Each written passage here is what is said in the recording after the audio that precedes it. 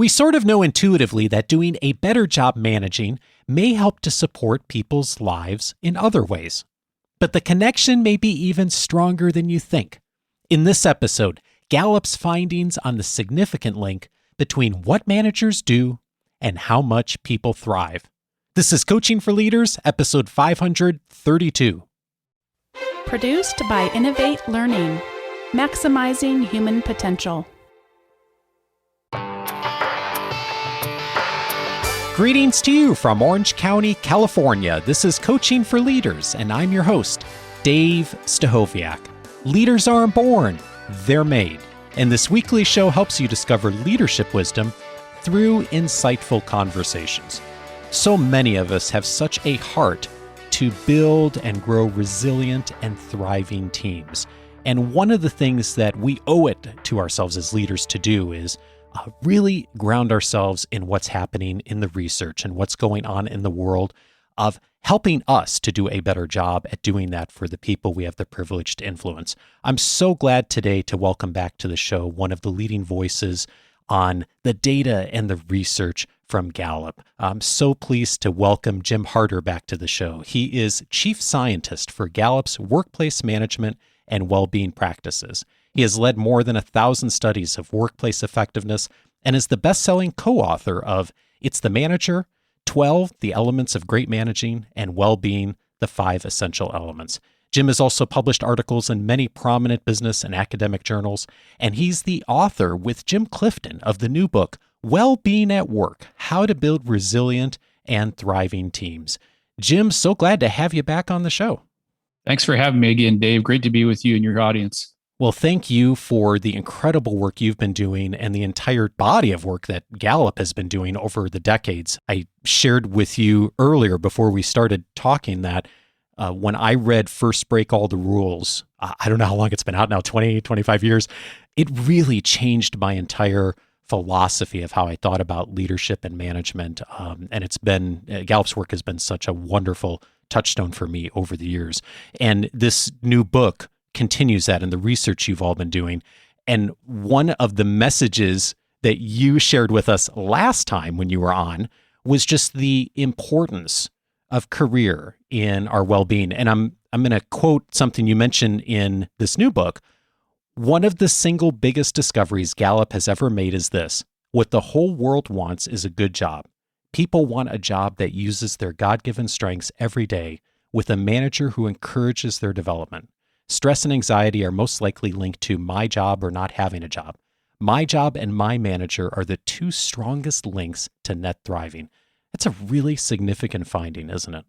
It is, and I think it's overlooked by a lot of people who, we have a tendency to separate work from life, and a lot of times the default is to keep those things separate when, in fact, our careers impact our social lives, they impact our finances, they impact our health, a lot of research on that, and they impact how we relate to our communities. And so it is the foundation really for getting well-being right. And for people in jobs, regular jobs where they're either showing up to an office or they're working remote or that's their career, of course. It's the first thing that we ask somebody when we see them, what do you do? And, career kind of has tentacles that go to a lot of other areas of our lives. Even if we aren't working full-time, our career is what we do. And we find that even when people reach retirement age, they still need something to do, and that keeps them going and keeps them flourishing. You talk extensively in this new book about Gallup Net Thriving. Could you tell me about what that is and how some of the data has been collected for this? Yeah, so we've always looked at Gallup for questions that gather the most information and do it in a comprehensive way, but also that are simple enough that anybody in the world can answer them. And years ago, we came across a question that George Gallup and Hadley Cantrell, it was developed by Hadley Cantrell, who was a Princeton sociologist. He designed a question that George Gallup then put on a number of his polls. And it's a question where he asked people to imagine a ladder with 0 at the bottom to 10 at the top, where 10 is the best possible life, 0 is the worst possible life. And it asks you to put yourself on that ladder right now. And then there's a follow-up question that asks you to put yourself on that same ladder 5 years from now. And everybody can answer that 2-part question.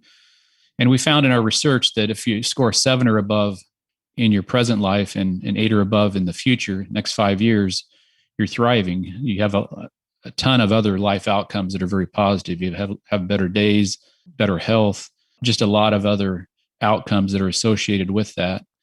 And people who report 4 or below present, 4 or below future, are in a state that we call suffering, and everybody else is in a struggling state where they're working on some significant issues in their life, and even those in a thriving state, they have things they're working on. So we're all kind of in the same boat from that perspective. Everybody has something they're working on pretty much. And organizations, I think, can have a big impact on net thriving. We call it net thriving because it's a net of that 2-part question. And we've got measurement of that all over the world, and have since 2005. We've had a global world poll going where we've captured data all over. And I think it's a real advantage to have organizations thinking about how many of their employees are thriving, because there's a lot we've found organizations can do to impact that. Yeah, there's so much data in this book that, by the way, there's no way we'll capture it all in this conversation, but it is really fascinating how much has come out of just those 2 questions. And one of the big things that's illuminated is 5 key elements of well-being. And you detail that quite extensively in the book. And the 5 are career, social, financial, physical, and community. And the interesting thing that you mention is that the ordering of that is significant, isn't it? And I was wondering if you could tell us a bit about the ordering. Yeah. And so people often ask, what should I work on first? And there is an order to the elements. Now, if someone is suffering in any of those elements, of course, that's the first thing to work on. If you have physical pain, you've got to get that fixed right away. If you're bankrupt, of course, you have to fix that in the financial area. If you're extremely lonely, you've got to fix that. If you live in an unsafe area where you fear for your life every day, that's something that comes as top priority. But all things being equal, career well-being is the most foundational. We talked about that. If you get that right, you got a better chance of getting the other areas right. And it's followed closely by social well-being, which is having meaningful friendships in our lives. And those 2 really set the stage for getting the other ones right, including financial well-being, physical well-being, and community well-being. If we have those first 2, career and social. In fact, if for organizations that are working on employee engagement inside their organization in a way that we would prescribe, you're already working on career and social well-being, and you've got a good foundation in place if you've made some significant advancement in the employee engagement space. So those 2 are the first to get right. And the reason for that is that it creates a level of trust inside the organization where people don't second guess other areas where you're trying to help them with their well-being. They'll be more attentive to what you offer them inside the organization through your policies, programs, perks, benefits. And they'll also be more open to having conversations with the manager about their overall life. There won't be kind of a distrust where it feels awkward to talk about those things. So they really do set the stage for creating a net thriving culture over time. It really reinforces for me the both responsibility and opportunity that leaders have to influence well-being, not just in the workplace, but in every area of a person's life. And when I think about these 5, I'm just sort of thinking about, like, even if we took off the leadership lens for just a moment, Jim, and just think about this from a human experience, I might even order them opposite. Like, if I think about, like, well, what's going to help me to really to be thriving in life and well-being, and like community would come up for me pretty early on that list, and then physical and financial. And I might not even think about career until later if I just think about the word well-being. But it is interesting that the data really does show that that's not the case. Not that they're all important, as you mentioned, but career and social really do come first on that list. There's a lot we can do to really, if we're doing those well, then influence the other areas. It'll influence how you view your finances. So financial well-being is really about how you manage your money. Do you manage it well, and you direct it at a couple of outcomes. One is to reduce daily stress that comes from money management, and long-term security, that you feel like you're going to have enough money in the future. And that's highly influenced by the people that we hang out with and what we do with our money. If we use our money to buy some experiences, it lasts a long time. Those experiences kind of keep living on. And of course, how we influence our finances is also impacted by how we view our careers. If we have engaging jobs where we look forward to coming to work every day, we view our finances very differently than if we don't. And people respond to money very differently, depending on the quality of their relationship with their job. And even physical well-being. When people are working together closely and they've got close colleagues, they can reinforce different positive behaviors around physical well-being. Whether it's going for a walk together, having a meeting while you're walking, when people get back and we open up more, that'll happen a lot more. Whether they get on a Zoom call with somebody that they work with and talk about what they're doing from an exercise standpoint and share some of those things, or even dietary. There's a long ways you can go with social well-being and career well-being in any of these areas. Also, how we partner with others to affect our community and share some common passions. The highest level of well-being comes when people actually in their community feel like they're involved in making a difference. And that's when you get people saying, my life has exceeded my wildest expectations, because they get feedback from that impact they're having on their community. Yeah, indeed.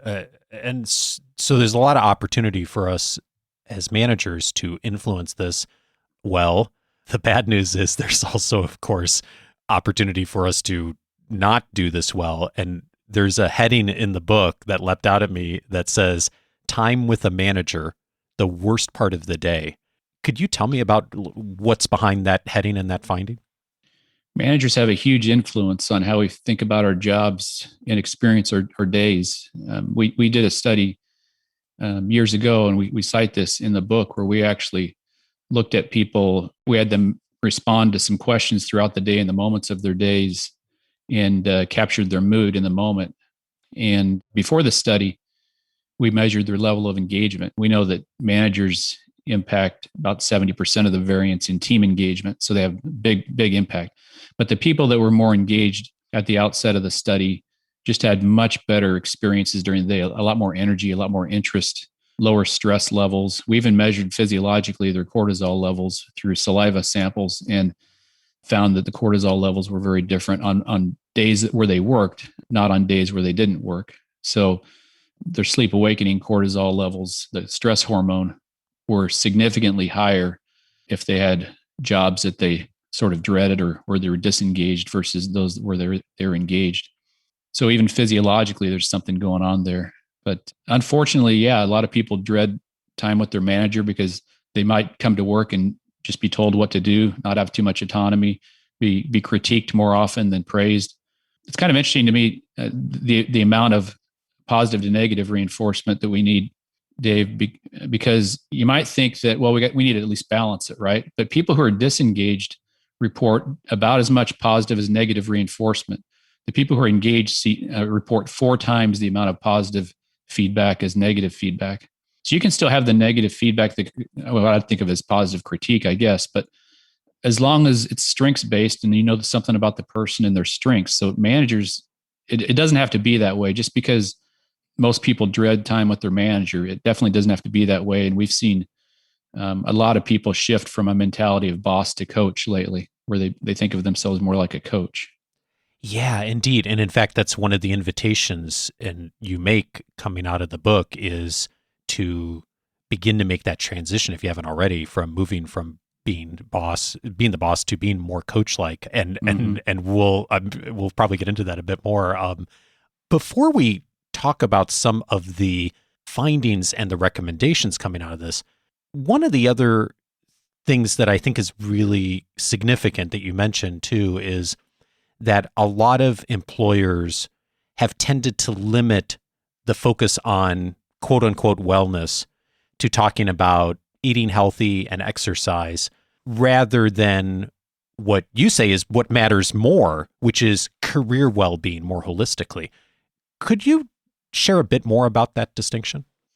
Well, I think sometimes organizations lead with the policies, programs, and perks. And while those are important, they're all interpreted and used in the context of what people experience at work, even whether they know that they exist. but also the extent to which they will. A policy, for instance, like if we put a policy around hours worked, how engaged you are in your work has multiple times more impact on your well-being than the number of hours you work, even though everybody's got a point where it's probably too much, right? We see as hours of work goes up, stress can increase unless you have a job where you have some autonomy and you feel like you're really making a difference and can do what you do best. Same thing with vacation time.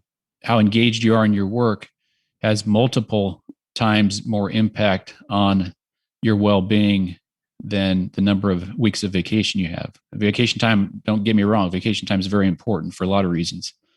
But if we lead with the policy, we get off mark. If a culture could be built on policies, programs, and perks, not too many companies would have culture problems. Mm-hmm. But most organizations, most leaders know inherently that there are some culture problems, because when they're trying to get things done, they don't get done as quickly as they need them to, or people just lose sight of the goals or aren't really updated on changes in goals and priorities. So the managers play a huge role in that, because not only how they communicate with their team, but how they communicate with other managers is really important. And managers themselves have to be engaged. And unfortunately, we see on average managers report higher stress and burnout than the people that they manage. So there's something systemic there we need to think about from a well-being standpoint. Gallup has been leading the conversation for several decades on engagement now. And thinking about what you just said on policies are great, but really it's not enough. When you see examples of leaders in organizations that get beyond just the policy and in practice are actually doing a better job at looking at this holistically, what do you find that they're doing differently in practice, the conversations that managers are having that makes a difference? It really starts, Dave, with clarity around the organization's purpose and the culture that they want to build.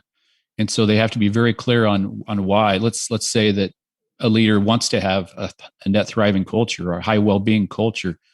That's got to be explicit in their communication. It's got to be explicit in their strategy, and people need to know why. And the reasons why, I would say right now, to have a high well-being culture are, one, we're seeing a lot of mental health issues in the workplace right now. We've seen increases in stress, worry, sadness, and anger globally among workforces since 2009, particularly this past year. So that's one. People can't bring their whole selves to work if they've got things that are dragging them down, and if they're burnt out, they're not going to perform as well. The other is, if you want to attract stars in the future, you really need to be thinking about the kind of culture, the authentic culture you have inside your organization, because what happens inside organizations goes outside much more quickly than it used to with social media, et cetera. And so I think leaders really need to have a strategy for how they're going to change that culture, because what comes out of the CEO's office is what works best. It's got to be owned there.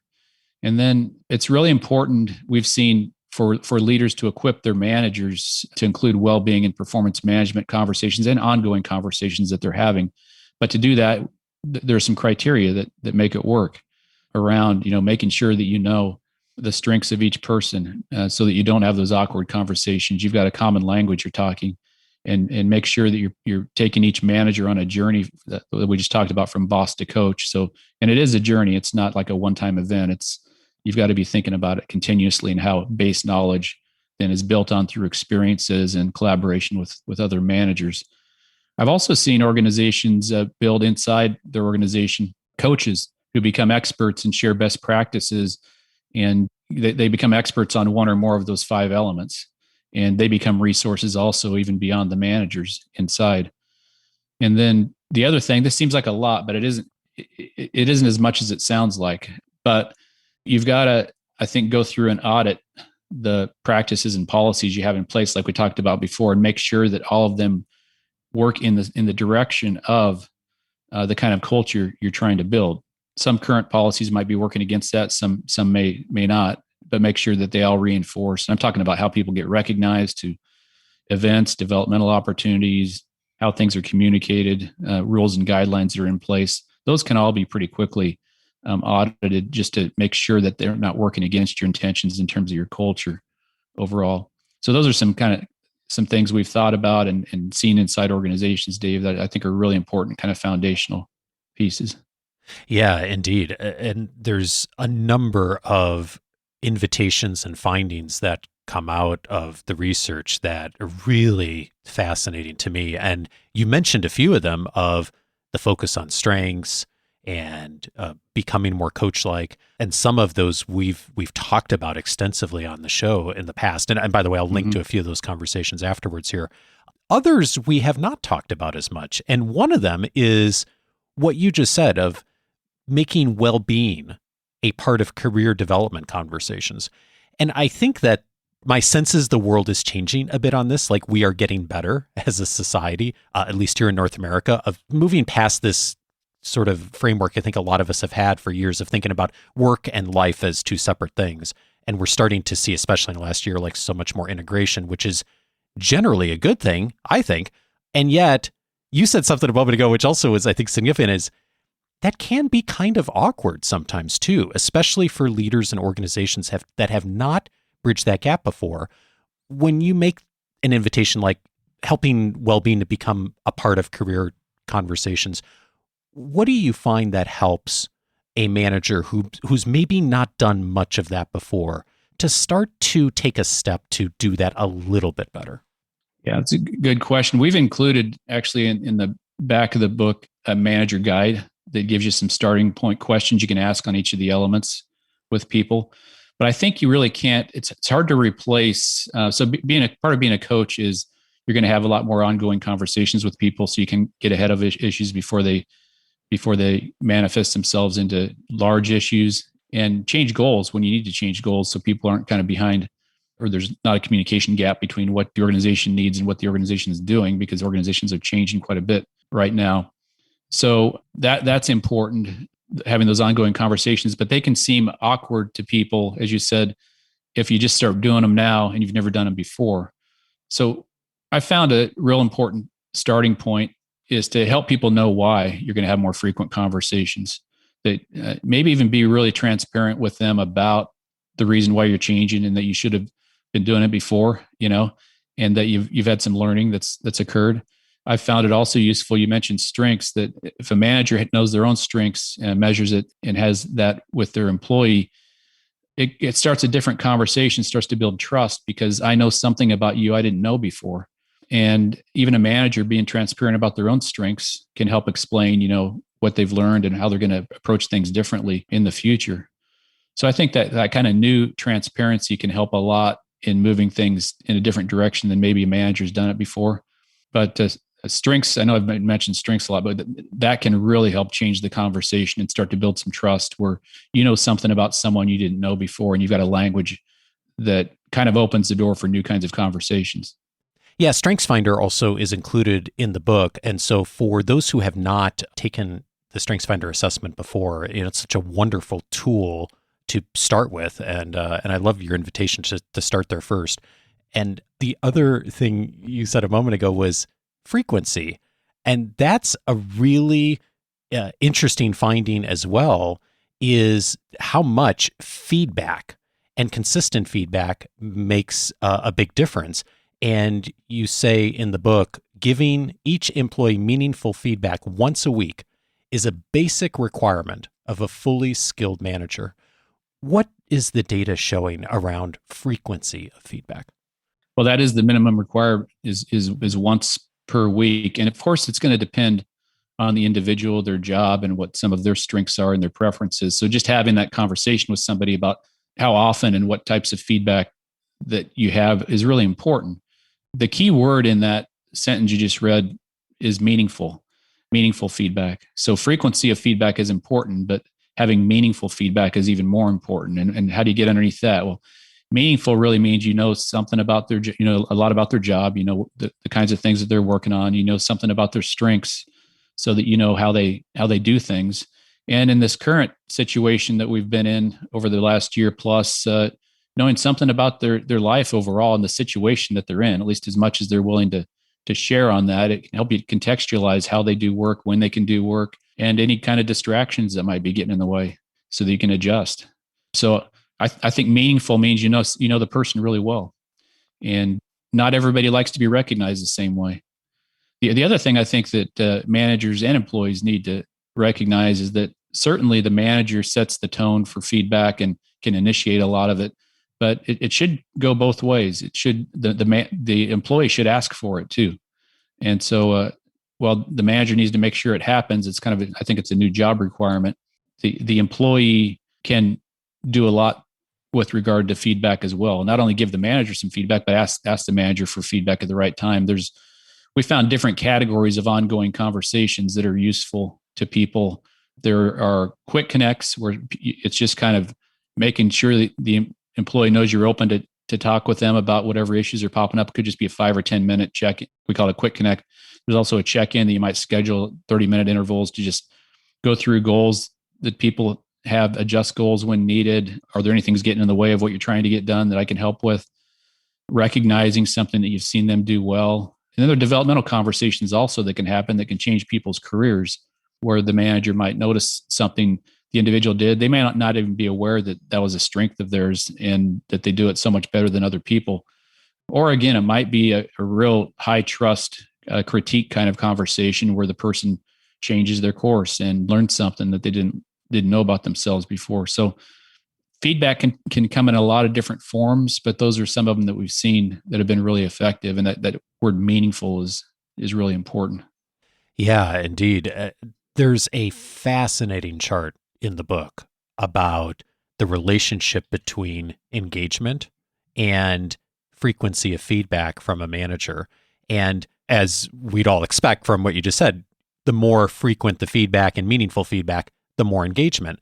The part about the chart, though, that's really interesting to me is you all have measured that feedback and the data from people who work hardly at all remotely and people who work remotely most of the time, and then everything in between.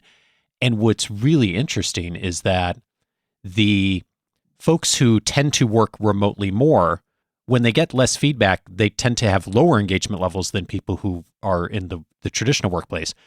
But the opposite is also true, that if you work remotely more and you get more frequent feedback, the engagement levels are actually higher than they are in the traditional workplace. And I guess what I'm taking away, maybe I'm oversimplifying, you tell me, Jim, that feedback makes an even bigger difference if it's in the virtual environment. I think so. And I think it's because, people may not expect as much of it, even though they need it. So getting it in a virtual environment is really important. So you combine the autonomy you have in a virtual environment with getting good, meaningful feedback from your manager on a regular basis. It's very powerful. We actually see the highest engagement, and even did pre-pandemic, for people who are in more of a kind of a hybrid environment, which I think a lot of organizations are moving to in the future, or at least attempting to. It's going to be complex, but in a hybrid environment, you kind of do have that combination of autonomy and still connection to some coworkers in the office when you're in there. And I think that's why you see a little bit higher engagement there. But you can get to the top of our database on engagement in any of those scenarios, whether you're working on site, hybrid, or full-time remote. It's just a matter of thinking about human nature and how we leverage human nature and do it in different ways depending on where we're located. One of the other key insights you have for managers is the invitation to really get clear on expectations. And you mentioned that the research shows that 1 in 2 employees know what's expected of them at work when you look at the global population, which means, of course, that half don't know what's really expected of them at work. What's significant about that finding? I think that the reason the finding exists is that a lot of managers think by default their job is mainly to delegate. And just delegating doesn't necessarily get you clear expectations, because clear expectations, one of the simplest ways, kind of low-hanging fruit to get high expectations or really clear expectations, is to include the individual in goal setting. Those ongoing conversations are important too, because you've got to know what the individual is doing on a regular basis to know whether goals need to be adjusted or not. But just involving someone in their own goals is a huge step forward, and it's often overlooked.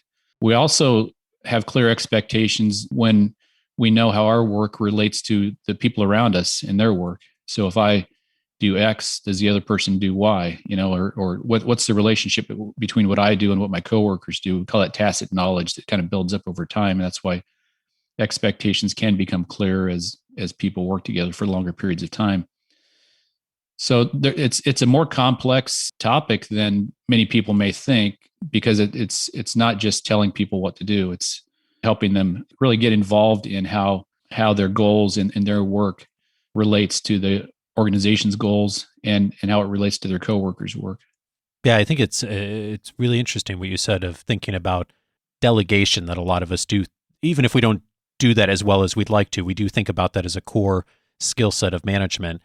And yet we don't necessarily think about setting clear expectations. And it is interesting as I reflect on recent conversations I've had with folks in our community and our academy, when situations arise where there's performance standards that aren't met, how often there is an element of whether expectations were clear. And the data here show that that also really ties to a person's feeling about well-being in the workplace. It's really incredible. There's one other invitation you make that I also wanted to ask you about, and I don't think we've really ever talked about this on the show, is open conversations about pay philosophies. And you highlight this as a really important area for well-being. What is it about conversations about pay and compensation that relates to well-being? Oh, people will have a perception about pay because it's something tangible, whether they have a correct perception or not. They will formulate a perception about their pay and how it relates to other people's pay. So I think the more open managers can be with individuals about how pay levels are determined, how they relate to the market, how people can progress in the organization and earn more money, just to have those kind of candid conversations, I think is important to close the gap between perception and reality. So I think pay is a topic that is going to spark emotion because it's a tangible number. I'm being judged based on who I am, based on a number, right? And so the more we can make those conversations open, the better. This particular point might be colored a bit by my own experience in transparency.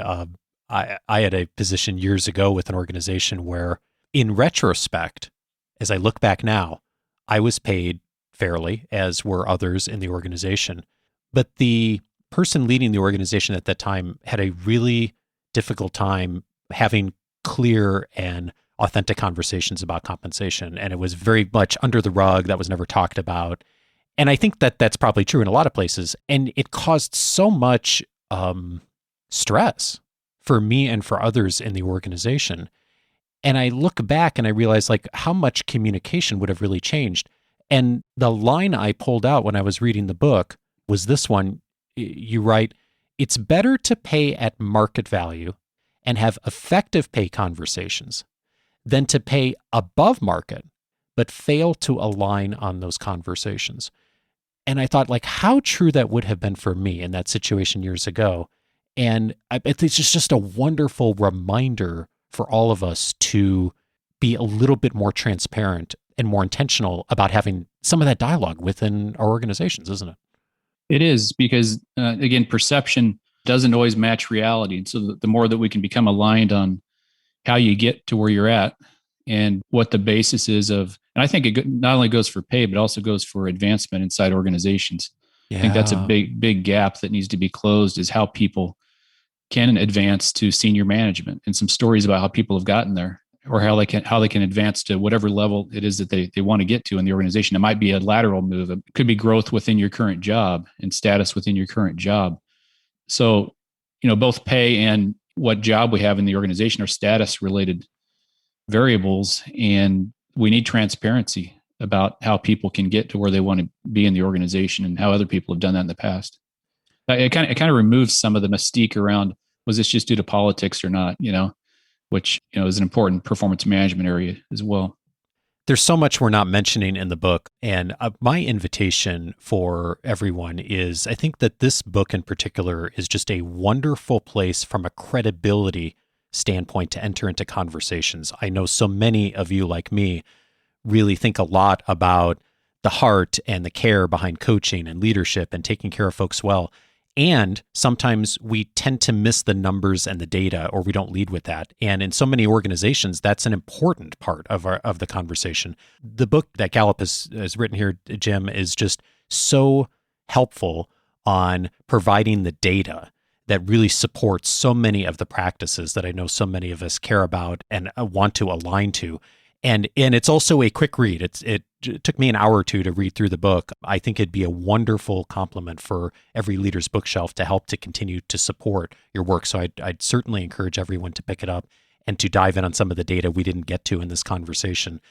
Jim Harter is the author of Gallup's new book, Wellbeing at Work: How to Build Resilient and Thriving Teams. Jim, thank you so much for your work. Thanks for having me, Dave, and for all the use that you've gotten out of it.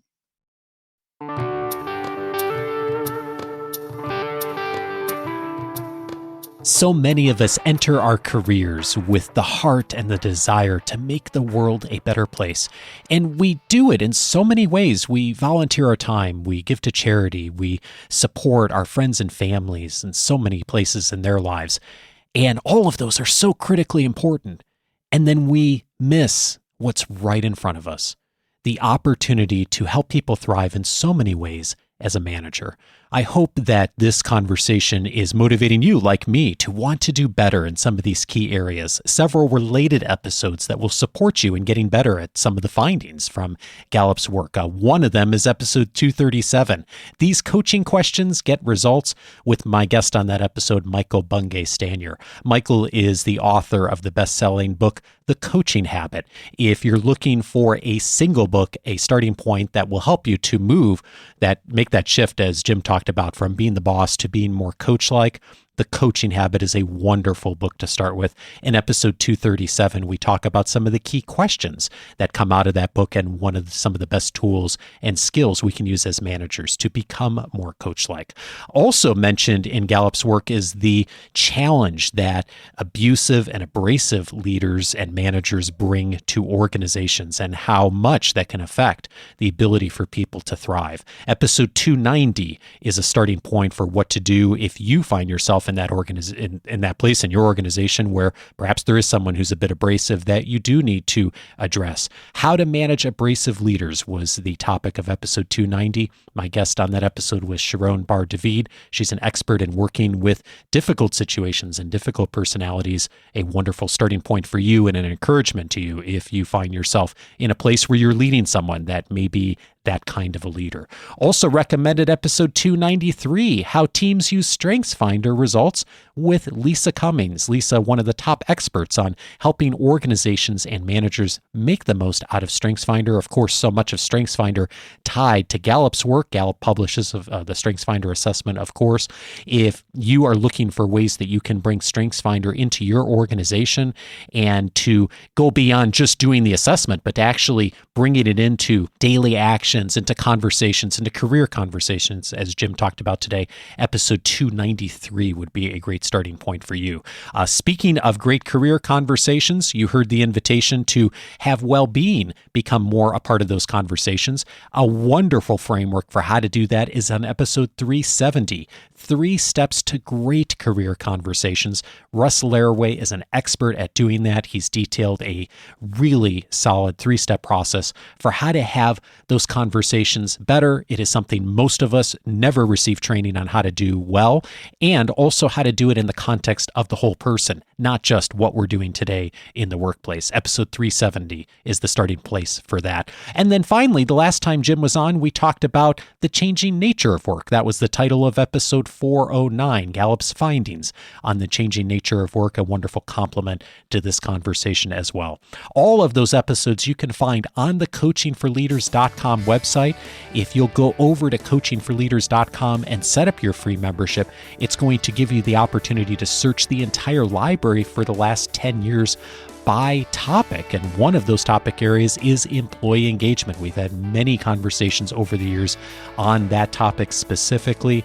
Lots there within the library, plus all of the free audio courses that I've aired over the years that are there for you to follow through with detailed notes, my entire library of articles and resources, the member casts, and then of course access to my weekly leadership guide that comes every Wednesday. You'll be receiving that this Wednesday with links to everything I've mentioned with Jim and all of the resources and, of course, all the related episodes that comes to you every week. coachingforleaders.com is where you to go to set up your free membership.